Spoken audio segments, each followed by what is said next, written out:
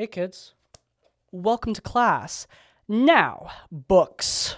They are required if you want to play these TTRPGs that we love so much with all their rules and complexities. But not every book needs those rules and complexities, especially if you can summarize a book down to its essential tropes, which is definitely a favorite hobby among TikTok and BookTok users. Books nowadays can get a lot of advertisement just by saying, hey, there's a friends to lovers story in this, and people who love that trope will flock to that book. And you know what? I'm happy for the authors who are able to advertise their story in that medium. The author business is a cutthroat one, and anything to ease up that cutthroat nature is good in my book. However, when trying to apply these tropes to our medium, a tabletop role-playing game, it's a little bit less kumbaya. I mean, the tropes work well in the books that they're written for, but, I mean, a TTRPG, a collaborative role-playing experience, that's very different from writing a book. It's a whole other medium. The act of just introducing other people into your story, it changes things. So I want to look at these famed BookTok tropes, see if they work well in the D&D game, and seeing if you should use them when building your own D&D characters or your own campaigns. Without further ado, guys, let's get started.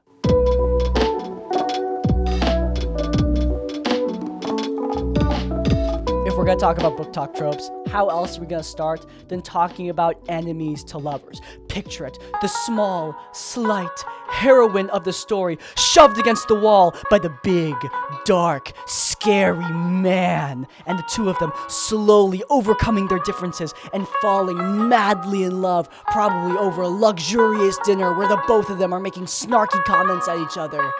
Yeah, it works well in the stories it's written for. I mean, maybe not for me personally. I'm not the biggest ACOTAR fan, to say the least. However, it works well for the people it was written for, and that people just doesn't include me. Does it work for a D&D game, though? Well, I mean, I was at first going to automatically say probably not.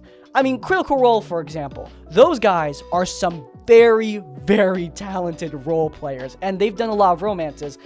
Every single one has been a friends to lovers romance. Friends to lovers, it works really well. I mean, the natural escalation of I like you to I'm in love with you.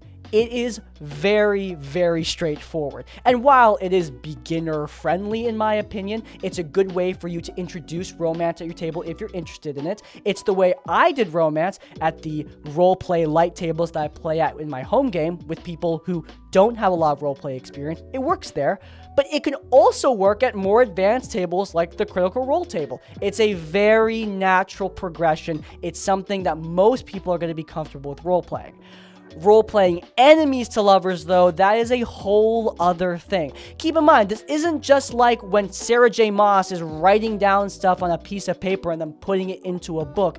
You are role-playing with another person at the game table, and role-playing out I hate you to I love you can be kind of off-putting and awkward, but I do think it can absolutely work if you have open communication between you and the other person. I mean, frankly, if you're doing any sort of romantic or sexual plotline, you should always have open communication between you and the other person.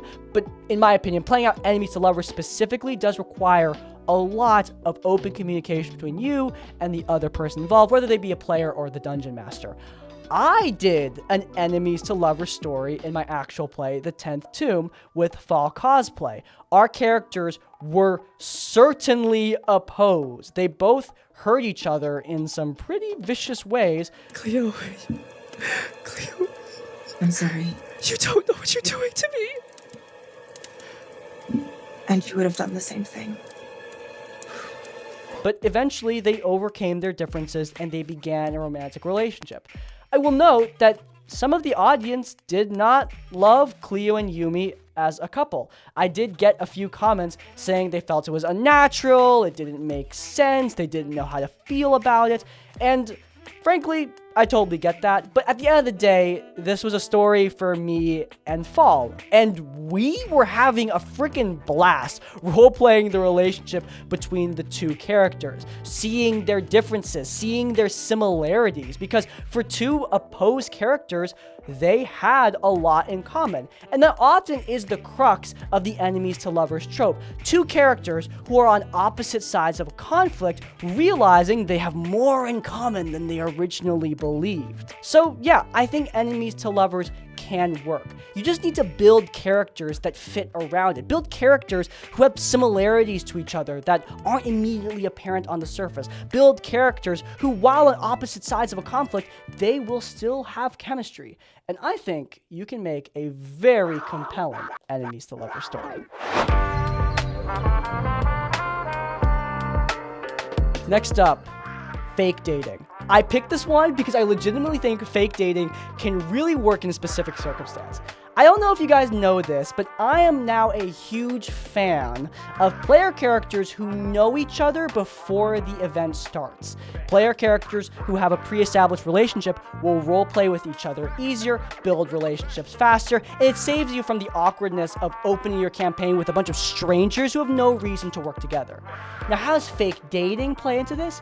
I think fake dating can be a brilliant way for two player characters to share a backstory. If you guys are unaware of this trope, it's essentially where two characters are put into a situation where they need to pretend to be in love. A fake engagement, a fake wedding, something like that. And that kind of relationship falling through or being exposed, that could be the perfect way to thrust two player characters into a life of adventure. Think about it.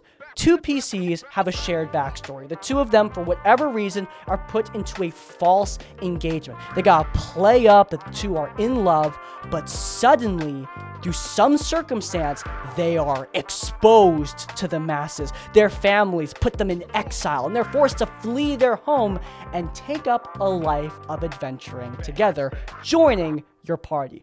That's a brilliant backstory, and I've never seen it played out. For a trope like fake dating, a trope that is so common on BookTok, it was shocking to me that nobody tried to put that into their D&D characters. It doesn't just work as a backstory, too. It can work great as a quest hook. Again, with romantic and sexual content, make sure to have open communication about it. But if your party are interested, having a plotline where one of the more socially rough characters needs to pretend to be in love with a preppy princess NPC, learning courtly fineries and proper etiquette, that can be a great questline for characters who are really into roleplay. There was a plotline in Freerin Beyond Journey's End where they did this exact thing, and it worked really well as a minor side quest. If you want to do that for one of your player characters, as long as they're comfortable, it can work to have a character who's not usually in those social graces being thrust into it in order to appease some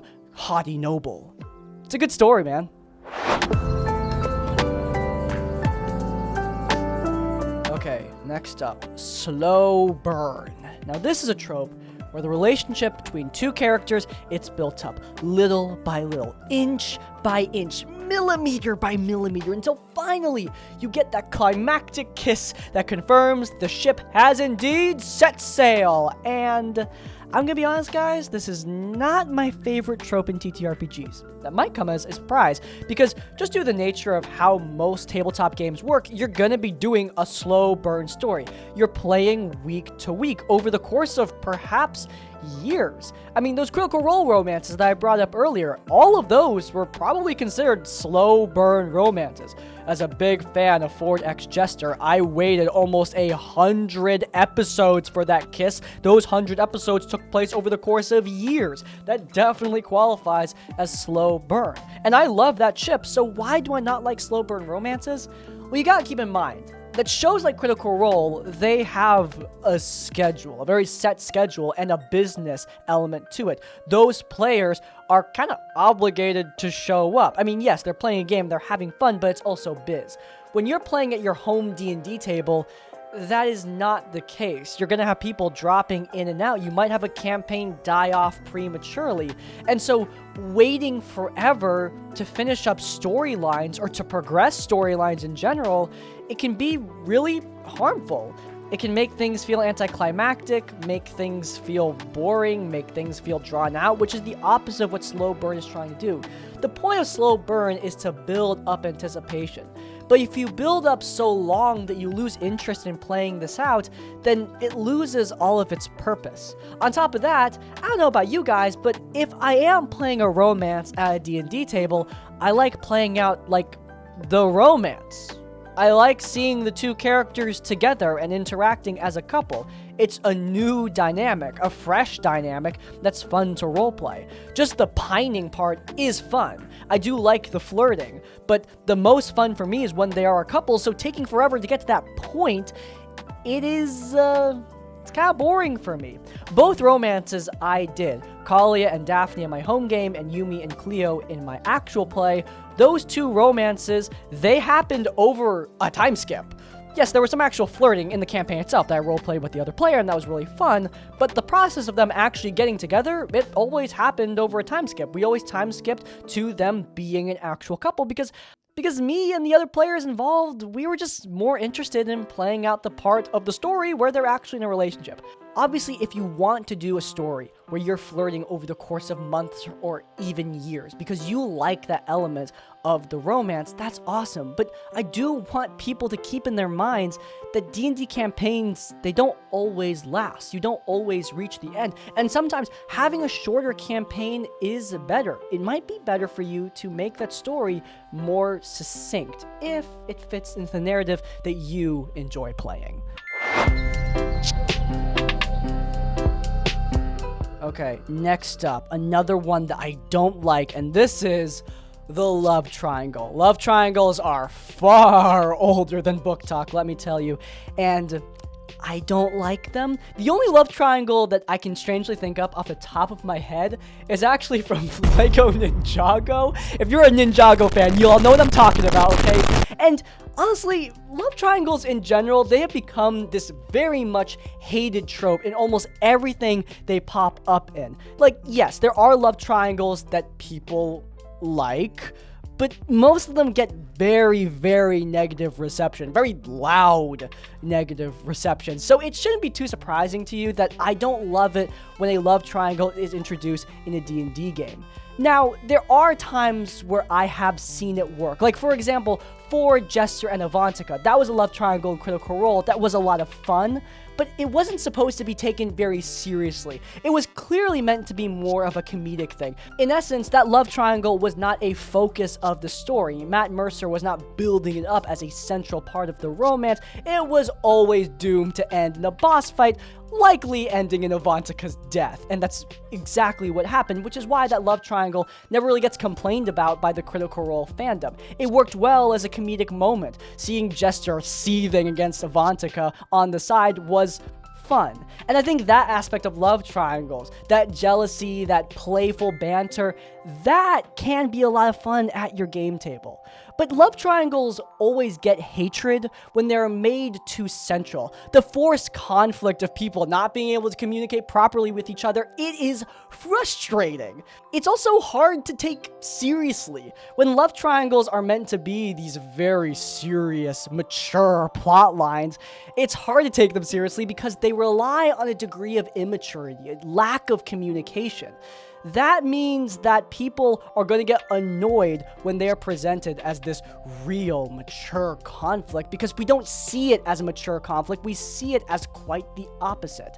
So, if you're going to try to do love triangles, do them in a more playful manner, but do it in a way where the lack of communication, the immaturity of it, where that is not hidden. Love triangles rely on that immaturity. Play into that, don't avoid it.